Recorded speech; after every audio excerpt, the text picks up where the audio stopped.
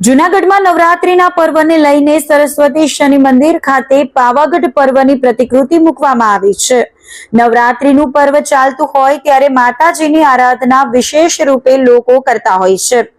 પાવાગઢમાં બિરાજમાન મહાકાળી માતાજીની આરાધના લોકો શહેરમાં જ કરી શકે તેને લઈ ભવનાથ તળેટીમાં આવેલ શનિ મંદિરના મહંત તુલસીનાથજી બાપુ દ્વારા તેમજ મંદિરના સેવક એકતાનાથજી દ્વારા પાવાગઢ પર્વની પ્રતિકૃતિ બનાવવામાં આવી છે, જેમાં મહાકાળી માતાજીની ચાંદીની મૂર્તિ પધરાવી તેમજ કળશ સ્થાપન કરી અનુષ્ઠાન શરૂ કરાયા છે।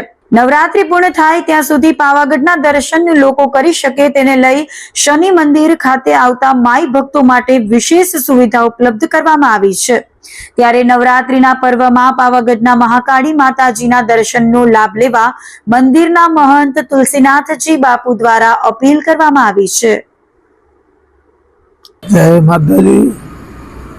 આપના સૌના લાભ અર્થે અહીંયા ભવનાથ તળેટીમાં એકતા માતાજીએ આપ સૌના કલ્યાણ માટે, આપ સૌના હિત માટે પ્રાકૃતિ ઉતારી દીધા છે। પાવાગઢ એવા સરસ બનાવ્યા છે કે આપનો હૃદય સ્પર્શી જાય। અહીંયા આપ આવો, દર્શન કરો, માતા રાની આપ સૌનું ભલા કરે।